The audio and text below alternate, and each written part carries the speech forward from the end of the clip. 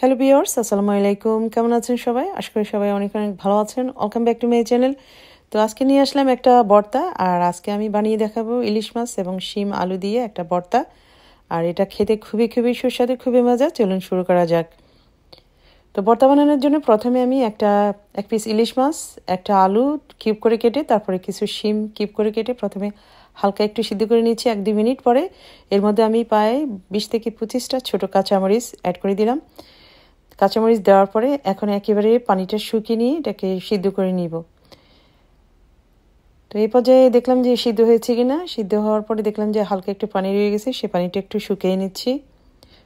তো যাই হোক, সবগুলো পানি শুকিয়ে নেওয়ার পরে এখন আমি ইলিশ মাছটা প্রথমে আলাদা করে নিচ্ছি। তারপরে এখানে শিম আলুটা সেগুলো এখন আলাদা একটা প্লেটে নিব। তো ইলিশ মাছটা একটু হালকা ঠান্ডা হওয়ার পরে এখন হাতে একটা গ্লাভস পরেছি, আর এখানে আমি স্প্যাচুলা দিয়ে প্রথমে একটু ভেঙে নিচ্ছি। একটু গরম অবস্থায় কিন্তু কাঁটাটা বাছতে হবে, না হলে কিন্তু ইলিশ মাছটা শক্ত হয়ে যাবে। তো একটু গুঁড়া করে নিচ্ছি যাতে করে কাঁটাগুলো ভালোভাবে আমি বাছতে পারি।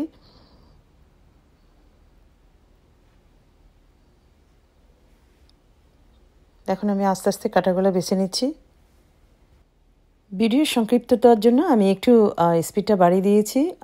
এত লম্বা সময় আসলে অনেকেই ধৈর্য থাকে না দেখার জন্য, কারণ কাটা বাছতে একটু সময় নেয়, যার কারণে একটু স্পিড দিয়ে আমি এটাকে ভালো করে বেছে নিয়েছি। দেখতে পাচ্ছেন এখন আর কোনো কাটা নেই, একদম কমপ্লিটলি কাটা বেছে নিয়েছি। তারপর এখন আমি এখানে শিম আলু তারপরে কাঁচামরিচ এগুলো ঢেলে নিচ্ছি প্রথমে।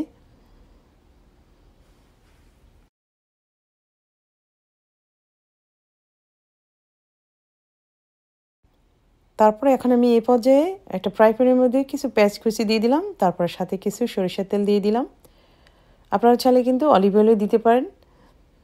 তো একটু আমি পেঁয়াজগুলোকে একদম গোল্ডেন ব্রাউন কালার করে ভেজে নিব, এতে করে যে ভর্তাটার স্বাদ আরও দ্বিগুণ বেড়ে যাবে।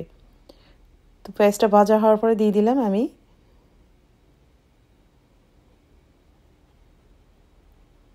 পেঁয়াজ দেওয়ার পরে এখন আরও কিছু পেঁয়াজ দিয়ে দিব, আর সেটা হচ্ছে রেড পেঁয়াজ।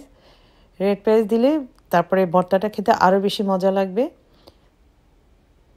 তারপরে এখন আমি শিমগুলোকে ভর্তা করে নিচ্ছি, অর্থাৎ হাত দিয়ে একদম নরম করে নিচ্ছি।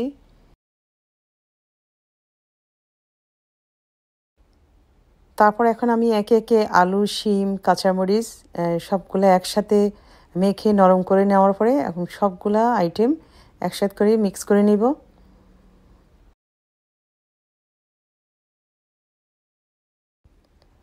তারপর এখন আমি এই পর্যায়ে দিয়ে দিচ্ছি স্বাদ মতো লবণ। লবণ দেওয়ার পরে এখন দিয়ে দিচ্ছি যে ইলিশ মাছটা কাটায় বেছে রেখেছিলাম সেটা দিয়ে দিলাম। ইলিশ মাছটা দেওয়ার পরে কমপ্লিটলি এখন ভর্তাটা রেডি। এখন আমি খেয়ে দেখতেছি কেমন হয়েছে, সব কিছু ঠিক আছে কিনা। একটু ঝাল ঝাল, তারপরে লবণ, সব কিছু পারফেক্ট, খুবই মজা হয়েছে।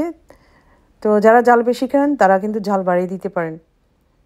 আর খাওয়ার পরে যদি বেশি থাকে তখন সেই যে রেস্ট অফ দ্য ভর্তা সেটা আপনারা এরকম বল বল করে গোল করে ডিভাইডেড করে রেখে দিতে পারেন। নর্মাল ফ্রিজও রাখতে পারেন 2-3 দিন, অথবা ডিপ করে রেখে দিতে পারেন।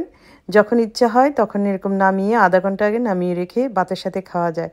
তো আমার তৈরি হয়ে গেলো মজাদার শিম আলু ইলিশ মাছ দিয়ে শিম ভর্তা। আশা করি বাসায় ট্রাই করে দেখবেন। সবাই ভালো থাকবেন, সুস্থ থাকবেন। আল্লাহ হাফেজ।